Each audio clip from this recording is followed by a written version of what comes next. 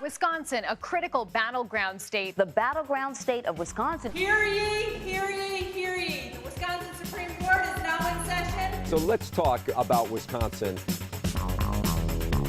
This is Swing State of the Union, a podcast all about Wisconsin and why it's so important to U.S. politics. I'm Joy Powers. And I'm Sam Woods. Thank you so much for joining us. Today's episode is all about partisan influences on the Wisconsin Supreme Court. We'll explore how court races have changed over the past 30 years, the increasing partisan influences on these campaigns, and we'll meet the leaders of two legal advocacy organizations that are often seen as arguing cases on behalf of Democrats and Republicans. Courts are one of the three branches of our government and are meant to be a part of the political process. But Wisconsin jurists aren't supposed to be partisans, meaning they shouldn't align with one party or the other. But political parties have become heavily involved in Wisconsin Supreme Court elections. So how did we get here? When former Wisconsin Supreme Court Justice Janine Geske was first appointed to fill a vacancy on the bench in 1993 by Republican Governor Tommy Thompson, things were very different. At the time, it was customary for potential justices to seek out endorsements from officials across the political spectrum. I had prior Democratic governors on my list of supporters as honorary co-chairs. I would have plaintiffs' lawyers and defense lawyers. I would have public defenders and district attorneys. I would try to show that I was respected in the bar by all sides of litigation and that they trusted me as a judge to decide matters. Geske says the appointment process involved some political jockeying, but she felt it focused more on the candidates' judicial credentials and not on the expected outcomes of the cases they would rule on. In 1994, Justice Geske was handily elected to serve a full term. According to J.R. Ross, editor of WisPolitics.com, that was common for Supreme Court races, even into the early 2000s. Believe it or not, we had a string of races in the early 2000s where the incumbents weren't even challenged. It was hard to find judges who wanted to challenge an incumbent justice because really the race was about your experience, if you were a judge, period, and your endorsements. You didn't talk about values or cases. They were really kind of quiet affairs. Justice Geske, who chose to leave the court in 1998, says she appreciated the atmosphere of the court, where jurists with different opinions were able to civilly discuss and debate the merits of a case. People come from different backgrounds, different perspectives, different experiences, and you bring all that into your own decision-making. I always understood why my colleagues were going the direction they were going. I was often surprised where they went, which is another sign to me that you can't predict. I would even look at a case before oral argument and think, gee, I wonder if it's going to go this way or that way. We'd listen to oral argument, and then we'd meet afterwards, and we'd all discuss it. And there are plenty of times I'd go, oh my gosh, this is the way it went. Or I would change my mind based on what happened. It's hard to pinpoint exactly when things began to shift. Some point to the election of 1999, when Justice Shirley Abrahamson was up for re-election. For the first time in modern memory, members of the Supreme Court publicly endorsed the candidate running against Abrahamson. But that may have come down to differences in personalities. But it was the 2008 Wisconsin Supreme Court election that really turned heads. The incumbent Justice Louis Butler faced a well-funded challenger, then-Judge Michael Gableman, who had previously served as the Republican District Attorney in Ashland, Wisconsin, and had little experience compared to Butler. It was an unusual situation without precedent in Wisconsin Supreme Court races. As Justice Geske explains, it seemed to stem from decisions made by the court in the year leading up to the election. They were monumental decisions that came out the end of that term with Justice Butler, and one dealt with medical malpractice and limits, and one did with lead paint and product liability. These cases came booming out of the court, and the business community and manufacturers and others went nuts. Then they were divided opinions, and Justice Butler either wrote them or were on them, and he was the next one up. They looked very long and hard to find somebody to run against him. I can tell you, I don't know how many judges I talked to across the state that were approached to ask whether they run against Justice Butler, and most people said no. He was an excellent justice. But they ultimately found Justice Gableman, and he obviously consented. And, in my view, was a much weaker candidate, but was successful because of the campaigning these groups did. By most accounts, the campaign was ugly, and for the first time in Wisconsin history, expensive. According to the Wisconsin Democracy Campaign, the race cost nearly $6 million, including nearly $5 million from outside special interest groups. Here's J.R. Ross again. That was the first time you saw some kind of interesting money flow into a race. There was an ethics complaint against Gableman after that race because of an ad he ran against Butler that was misleading. The ad in question was described as a Willie Horton-style ad, a notoriously racist ad from the 1988 presidential election that prominently featured a photo of a black man convicted of murder.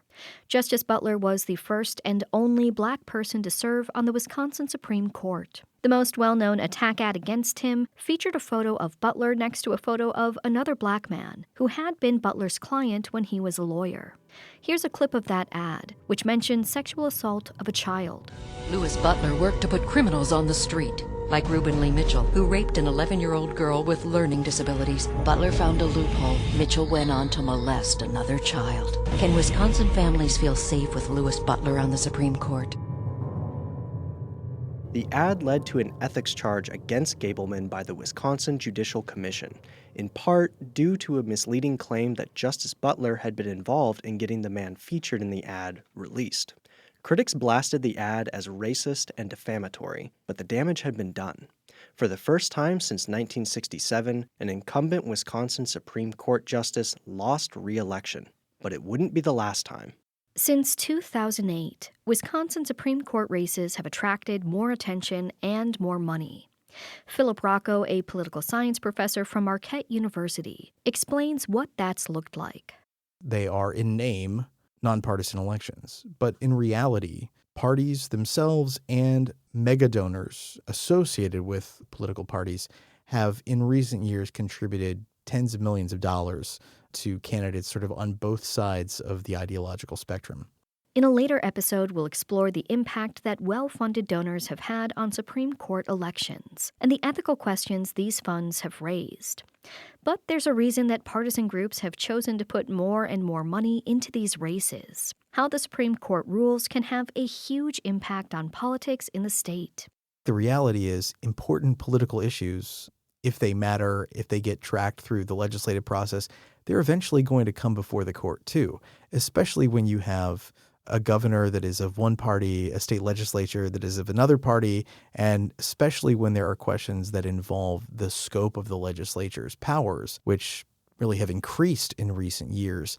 The court is ultimately going to get summoned to make what is a very politically important choice about the structure of government in the state of Wisconsin. 3 years after Butler's defeat, Wisconsin politics, including the Supreme Court, would reach a partisan boiling point. In 2011, Wisconsin's capital was filled with people protesting Act 10, a bill designed to balance the state's budget by curtailing union rights.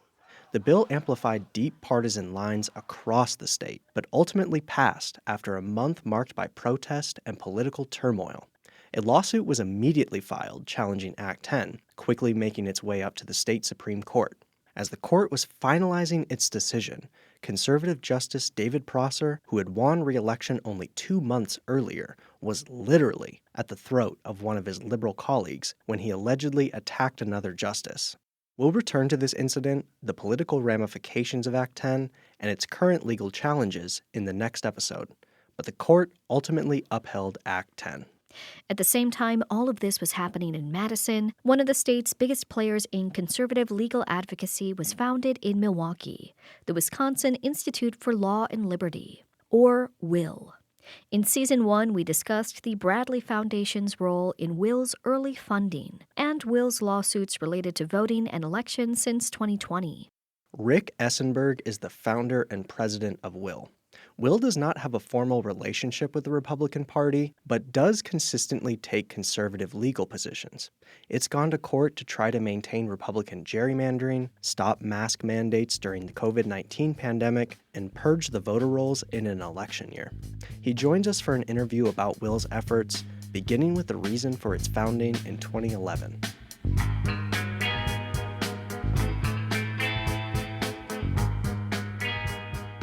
Well, I think at the time there was a perception, and I think it was an accurate perception, that legal advocacy groups were predominantly left of center, some variety of left progressive, and very few were conservative or libertarian. You had groups that go back, many, many years, the ACLU, the Inc. Fund associated with the NAACP, the various, public interest research groups that sometimes had a legal component. These were all more or less on the left.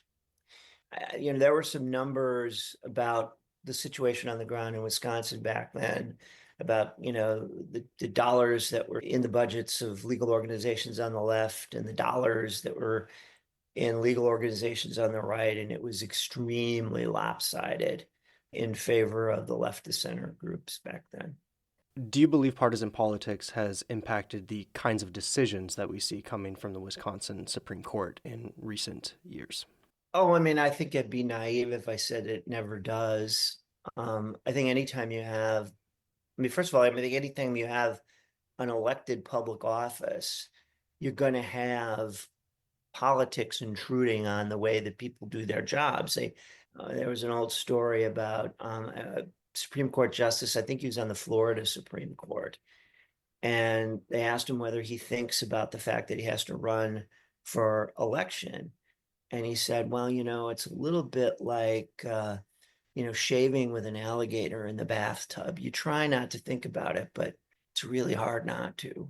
So I think it does. I think when Supreme Court races were kind of sleepy affairs, they were sort of conducted by the shibboleths and the rules that lawyers have for themselves.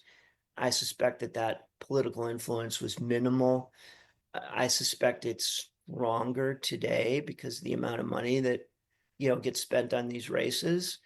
And also, I think because if you have an expansive view of the discretion that, judges can exercise, then a change in the composition of the court can lead to really dramatic changes in the situation on the ground. How would you describe WILL's relationship with the Republican Party? Well, we have no formal relationship with the Republican Party. We don't advocate for or against candidates. The organization doesn't advocate for or against candidates, but I think the individuals who work for us can. They don't check their First Amendment rights at the door. They just have to keep these things distinct and make clear that they're not using organizational resources or, they're not speaking for the organization. Have you ever suggested candidates for the Wisconsin Supreme Court when there was a vacancy? Sure. I certainly have endorsed candidates, and there are certainly people who've been candidates or potential appointees to the Wisconsin Supreme Court that I thought highly of, and I said so. Can you remember candidates who you might have suggested? I'm not sure that my memory will be perfect on this. So, I can name a few. I certainly, Rebecca Bradley, who is somebody that was a friend of mine long before she even thought of becoming a judge, is somebody that I spoke highly of. I know, and you probably know, that I wrote a letter to Governor Walker recommending her appointment to the circuit bench, and I know her opponent tried to make an issue out of that. Dan Kelly is also a friend of mine. I'm fairly certain that I would have recommended him. Then there could have been others. Diane Sykes, I think if we go back far enough, that would have been, 24, 25 years ago. And I'm sure that there have been others. If all things were perfect, what would races for the Wisconsin Supreme Court look like in your view? What I would love to see them happen is there would be these arguments about the law, and that the argument would take place at a sort of reasonable level of sophistication that an educated lay voter would follow, and that we wouldn't have, just a bunch of ads about, sepia toned ads with empty swings on a playground and all this kind of stuff, which I think tend to cloud the issues more than they clarify them. But maybe that's hard. Maybe that's just hard if we're going to have judicial elections. Rick Essenberg is the founder and president of the Wisconsin Institute for Law and Liberty, or WIL. After a short break, we'll continue our timeline of how partisanship has overtaken Supreme Court races. We'll meet what some consider WIL's liberal counterpart and explore how the perception of justices as conservative or liberal has affected the court. If you're enjoying WUWM Swing State of the Union, please share it with a friend. You can find us wherever you get your podcasts.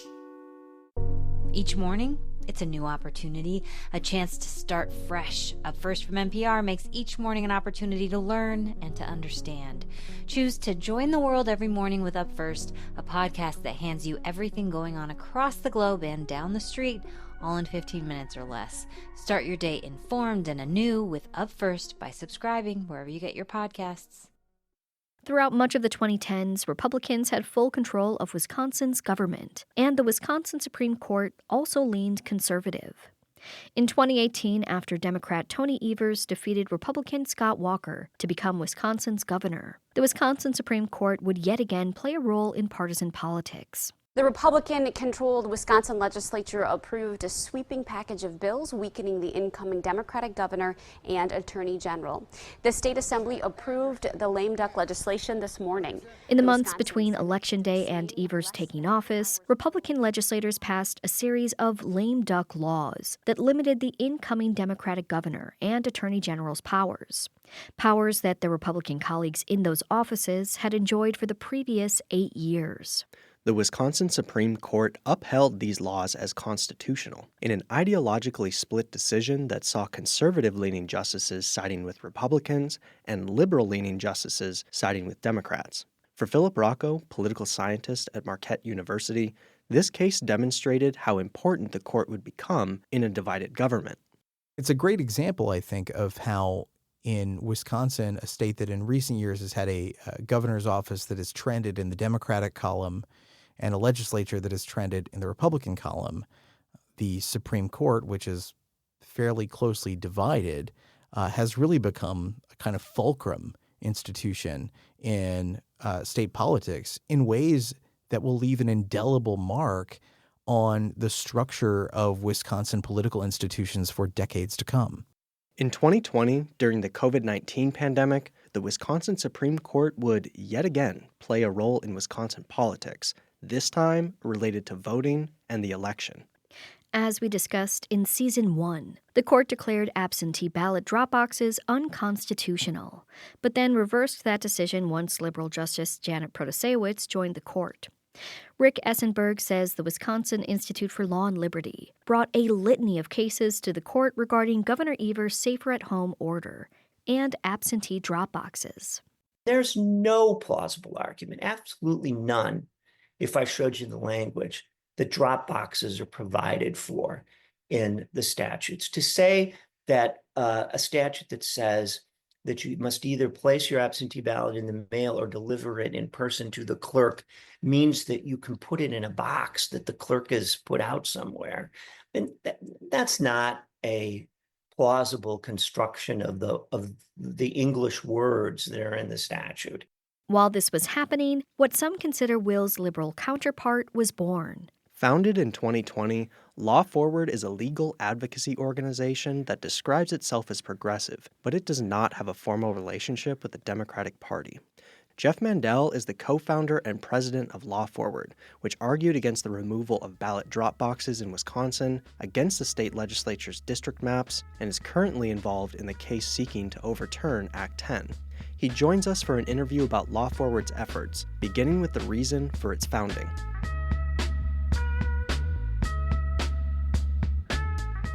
The germ of the idea that became Law Forward was that over the previous decade, so the 2010s, Wisconsin had been this testing ground for these radical right-wing sort of autocracy ideas. And that if we didn't organize and take a strategic, thoughtful, planned approach to pushing back, that we were going to lose so much of what had made Wisconsin a really special and wonderful place over more than a century. Do you believe that this increasing involvement of partisan politics impacts the kinds of decisions that we see coming from the court? So after campaigns are over and after a justice is seated, have you seen decisions change because of these partisan politics? It's hard to say if the outcomes change because of partisan politics, although certainly I can give you examples where it feels like maybe that's an influence. But I do think that the rough and tumble of our campaigns, which has increased with the greater partisan engagement in these nonpartisan campaigns, I think that some of that spills over into our decisions, and not always in the healthiest of ways. So just to give you one example, we litigated a case in 2022 about whether drop boxes for absentee ballots were legal in Wisconsin. Drop boxes had been used in Wisconsin for people to return absentee ballots for decades without controversy. And then during COVID, all of a sudden there was a huge increase in absentee voting and a huge increase in the use of drop boxes. There are two ways that I would suggest to you that politics might have sort of framed the legal issues here in ways that were not helpful. One is, if you think about where drop boxes are helpful, well, it was the city of Madison and the city of Milwaukee where people focused most. Drop boxes are most helpful in rural areas, which in Wisconsin tend to be very, very Republican areas these days. So then you say, well, okay, you rural voter, you can return your ballot to the clerk's office. But in a small town, sometimes the clerk is a part-time position, maybe even a volunteer. The clerk's office might only be open an hour or two a week. It becomes really difficult to return your ballot to the clerk's office if the clerk's office is almost never open. And that's why drop boxes can be so useful. And so what you had was these conservative activists telling conservative justices to strike down drop boxes, even though they'd been used for decades, and they were hurting their own voters. And I think that that was more of a reflection of national political talking points than it was about the law. And we can see that because the legislature had already started off by saying drop boxes were safe, secure, and expressly authorized by law. The second way you see it is in the justices' opinions themselves. When they decided that case, and at that time they said, a majority of the court said that drop boxes were not legal. They sided with Trump and with the legislature's newfound position. The court has since reversed that, and drop boxes are allowed and used in Wisconsin again. But when they said that, there was some really, really harsh, and I would suggest non-judicious language in those opinions. The lead opinion for the court that was written by Justice Rebecca Bradley compared Wisconsin elections to elections in Saddam Hussein's Iraq, in Kim Jong-un's North Korea, in some of the most repressive, anti-democratic, tyrannical places in the world. And that's just not accurate. It's not factually true. And that kind of rhetoric, I would suggest, is both unhelpful and really not what we want or expect from our judiciary. We shouldn't be seeing things like that. And I do think that some of that is the intense partisan feeling, both from our elections and surrounding our courts, bleeding into the operation of the courts. Let's imagine a perfect world. If all things were perfect, what would races for the Wisconsin Supreme Court look like? The elections would probably be publicly financed so that the candidates were working from a fairly even playing field. The campaigns would be limited in time so that this is something that would only go on for, a certain number of weeks or a few months before the election. As a condition of that public financing, there would be some structured debates and other forums where the candidates would exchange views and discuss things. And there would probably be less emphasis on sort of retail politicking of the handshaking and baby kissing part of it, and more of an effort to have conversations not about political issues are even always about values. I know that's become a big piece of how we talk about these campaigns now, but more about the law and more about the job of the justices themselves. What I mean is that our campaigns are largely untethered from what the justices do. But the simple apparent playbook is you accuse your opponent of being soft on criminals. Both sides do this. But the Supreme Court doesn't hear that many criminal cases, and the ones they do usually aren't about sentencing.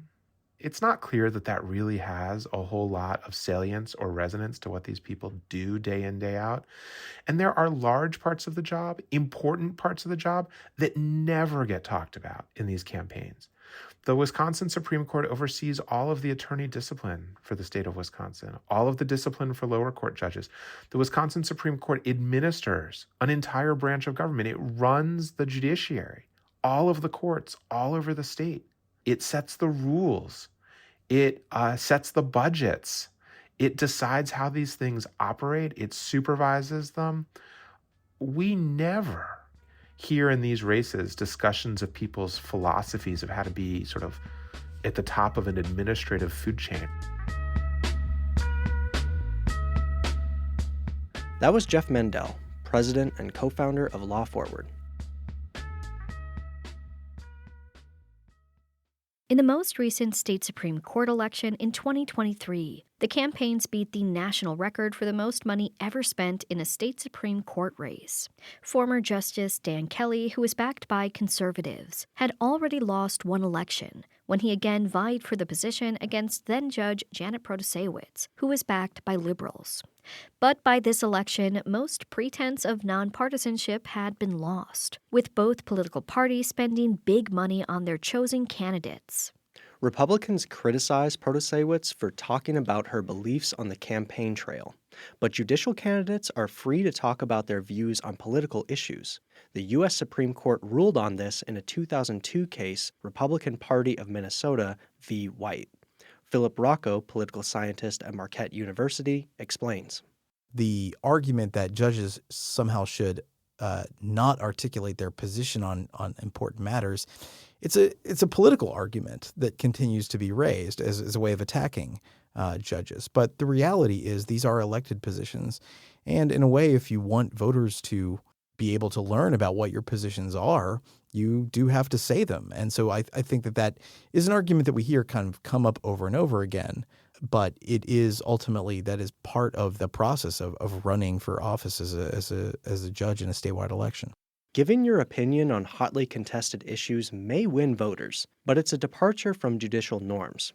This perceived partisanship has impacted how the Wisconsin Supreme Court is viewed by outside observers and how the court does its work.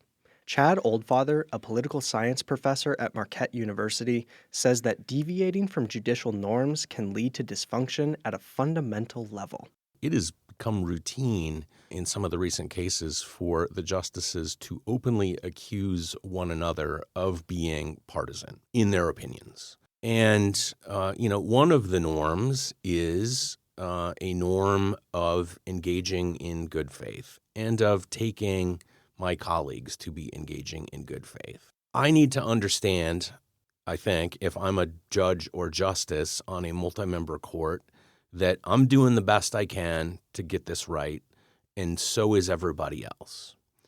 And if we lose that trust, then all sorts of associated norms of how we interact with one another and our willingness to try to understand one another's position, those are going to fall away.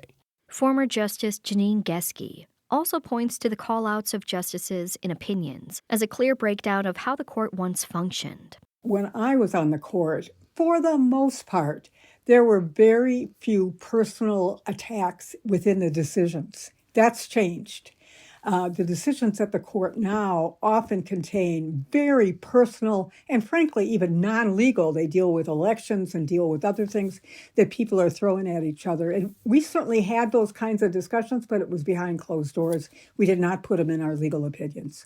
For Geske, the breakdown also points to a more grim reality. The court is no longer seen as a place where minds can change, depending on the strength of an argument. Instead, the perception is that justices make rulings along partisan lines of conservatives and liberals. The minute you use those terms, everybody thinks, well, we know where you're going on abortion. We know where you're going on Act 10 in Wisconsin. You know where you're going if the map issue comes up again. And you can go down the whole list. And it's as though we have super legislators sitting in those seats.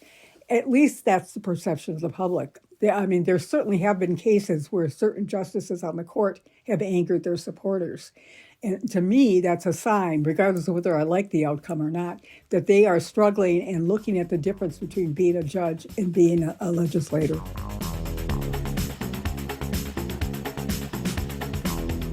In the 3 decades since Geske 1994 campaign, Supreme Court races have become proxy battles for partisan interests.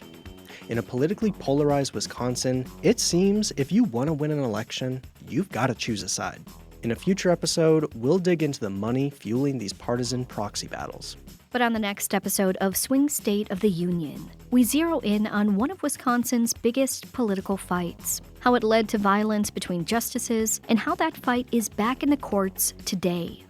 As they got into a very heated argument, Justice David Prosser, who was in the conservative majority, put out his hands onto the neck of one of the liberal justices, Ann Walsh Bradley, and like so much in politics at the time, became instantly polarized. Act 10, next time on Swing State of the Union. I'm Sam Woods. And I'm Joy Powers. Swing State of the Union is produced by WUWM Milwaukee's NPR, a part of the NPR network. Please subscribe to the Swing State of the Union podcast wherever you like to listen.